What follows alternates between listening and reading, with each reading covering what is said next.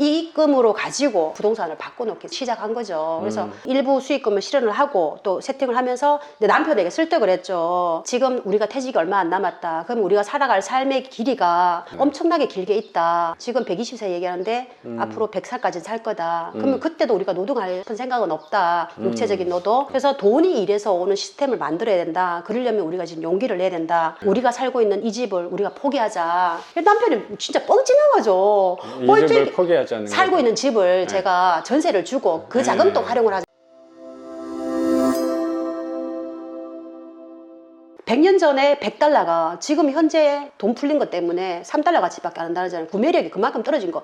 인플레이션에 대해서 이제 이렇게 알게 된 거예요. 제가 보이지 않는 세금도도. 그래서 그러면 내가 이거 수익 난 걸 계속 기업에 투자할 게 아니라 이 부분을 일부 이제 땅에다 바꿔놔야겠다. 그래서 부동산 내 집 말고 부동산을 투자를 하게 된 거예요. 근데 네. 어떤 쪽으로 했냐면 용적률을 낮고 재건축 될 수 있는 것들을 뭐 경기도 쪽에도 하고 이렇게 몇 개를 과감하게 했죠. 그때는 이제 남편이 주식하는 거를 좀 관심 가지게 하려고 남편 계좌를 또 개설을 해가지고 환전을 해가지고 그래서 환율이 어떻게 돌아가는지 이런 것도 다 알게 된 거예요. 제가 또 남편 계좌를 또 만들어서 이렇게 하고 지금도 같이 운영하고 있고 자녀들도 그렇게 운영을 하고 있는데 엄청난 수익은 아니에요. 그렇지만 우리 생활을 지탱하는 기업과 함께 한다는 게 굉장히 저는 좋더라고요. 우리가 이렇게 필수 조비를 쓰고 집도 필수 조비제잖아요. 그런 것처럼 이익금으로 가지고 부동산을 바꿔놓기 시작한 거죠. 그래서 일부 수익금을 실현을 하고 또 세팅을 하면서 남편에게 설득을 했죠. 화폐가 이렇게 많이 풀리고 해서 지금 우리가 퇴직이 얼마 안 남았다. 그럼 우리가 살아갈 삶의 길이가 엄청나게 길게 있다. 지금 120세 얘기하는데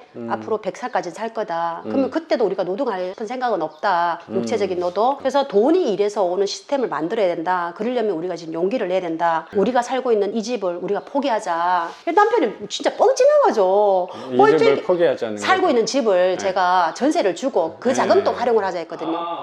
남편은 이해가 안 되는 거예요. 이 편리한 거를 갖다가 그렇죠. 왜 여기서 이걸 이 나이에. 근데 저는 고생을 하러 가냐. 그렇죠. 근데 그게 고생이 아니라고 저는 생각한 거예요. 근데 설득할 수 있었어요. 그때는. 왜냐하면 과거 데이터도 있었고 봐온 것도 있고 그래서 남편이 오케이를 해주는 거예요. 2달 만에 오케이 해가지고 제가 이제 저희 집도 전세를 주고 제가 월세를 선택을 해요. 주거 공간의 가치는 또 낮출 수 없어가지고 월세가 세지만 주거 공간의 가치는 좋은 걸로 최대한 내가 장신이 불편하지 않는 좋은 곳으로 좁지 않은 곳으로 갈게 약속을 하고 자금을 활용을 해서 투자를 하고 있었고 근데 그렇게 어느 또 날 투자금을 확보하신 네, 그래가지고 이제 더 많이 세팅을 했죠. 제가 어느 정도 세팅을 해놓고 그래서 월세도 세팅이 된 거예요. 월세를 한 이유가 월세를 하고 싶었던 게 아니라 싸게 살 수 있어가지고 아파트를 싸게 살려면 월세기 물건을 사면 좀 싸요. 금매고 싸고 그래서 했던 거였는데 처음부터 아파트로 했어요. 월세를 하신 거예요? 네, 월세도 있고 아닌 것도 있고 대부분 아닌 건데 월세 세팅도 있어요. 순서가 그러면 주식은 계속 이어서 지금까지 하고 있는 거고 중간에 원래 이익실을 부동산 해서 투자를 했던 거는 아파트를 먼저 하셨던 거예요? 제가 30대 초반 때 부동산을 5채 가진 적이 있었어요. 좋은 위치에. 근데 그때는 영향이 안 되었어요. 안 되어서 그때는 그냥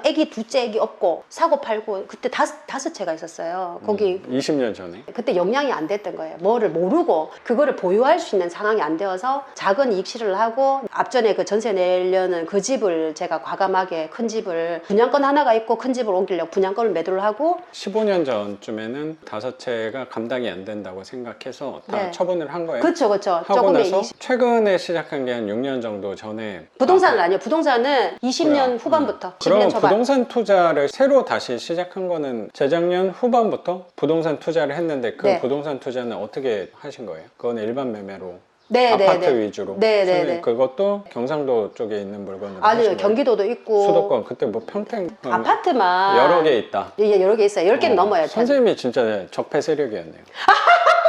그래, 적폐 세력의 길을 가기로 했어요. 왜냐면 네. 경쟁자가 줄어들잖아요. 다주택자들을 죽이는 전략이었기 때문에 다주택들도 겁나서 못하지만 나는 그 피해갈 수 있는 것들을 감안을 해서 제가 이제 근데 어느 날 유튜브 알고리즘에 후랭이 TV라는 게 뜨는 거예요. 네. 근데 저는 후랭이 TV라는 걸 처음 봤거든 그날. 예. 근데 거기 딱 모습에 선생님이 LED 등 박스 그걸 들고 가시는 모습이 이게 느낌이 너무 좋은 거예요. 그거를 클릭했는데 그 진짜 보통 되게 허름한 모습이었는데 그게 너무 저한테는 와닿았어요. 왜냐면 그때 제가 수리를 하고 다녔잖아요, 남편이랑. 네네네. 아파트 예, 남편이랑 이제 돈을 아낄 수 있는 부분은 저희들이 이제 그렇게 하고 있는 모습이랑 똑같은데 선생님이 말씀하시는 투자 철학이 이거 너무 좋은 거예요. 저는 경매는 진짜 특별한 사람이 하고 너무너무 똑똑한 사람만 하고 정말 대단한 사람이 한다. 저는 경매를 한다는 생각을 상상도 못했어요. 경매에 경제도 생각해 본 적도 없어요. 근데 왜냐면 내가 할 수 있는 영역이 아니라고 생각하거든요. 근데 선생님이 경매를 통해서 그 보여진 집이 어떤 집이었냐면 화장실이 높아가지고 이 고개 숙이고 뭐 세탁기를 갖다 놓고 네, 그렇죠. 근데 그게 너무 멋있어 보이는 거예요. 선생님도 저 되게, 내공이 그래서 제가 찾았죠. 이 선생님 이 사람을 책을 일단 먼저 샀어요. 네. 주문을 바로 저는 좋은 책이 있으면 바로 주문하거든요. 네. 책도 너무 좋은데다가 아, 그래 잘 맞아서 다행이네요. 그리고 찾았어요. 이 번호를 이 사람이랑 연결을 하려면 어떻게 하면 되지? 몇 개의 영상이 나왔어요. 그럼 선생님 영상을 찾아게 됐고 반진삭이라는 유튜브가 또 있더라고요. 와, 근데 혼자 말씀하시는 게 그때만 해도 혼자 말씀하시는 이 철학들이 제 마음속에 쏙 주식도 투자 철학도 있고 뭐 투자 방향성이나 이런 사람도 있을 거 아니에요. 저한테 그렇죠. 맞는 사람이 있는데 이 현금 흐름에 대한 투자 철학이 너무 저랑 제가 생각했던 거랑 맞는 거예요. 그리고 로버트 기요사키도 그렇고 그랜트 칼토닝 그분도 그렇고 자산에서 돈이 나오는 걸로 바꿔 넣는다. 자산을 보유하는 게 아니라 보유만 하면 나가잖아요. 지출만 있잖아요. 보유하면서 나오는 것들 이거 다 또 증명은 해봐야 되니까 영상을 몇 개를 봤는데 더 이상 볼 필요가 없는 거예요. 이거 왜냐면 전 느껴지니까 이게 네. 경험한 사람만 저 경험만 해봤잖아. 수리도 해보고 이런 네, 어려운 네, 걸 네. 경험을 해봤으니까 찐이라는 걸 느끼겠는 거야. 그래서 내가 바로 연락을 드렸죠. 문자를 남겨놨거든요. 네. 그때 저녁에 제가 산책을 한단 말이에요. 산책을 하는 도중에 선생님이 전화가 온 거예요. 이미 그때는 저한테는 선생님이 연예인이었어요. 그래서 제가 첫 통화에 그랬어요. 네. 연예인이라고 저한테 연예인인데 전화 왔다고 제가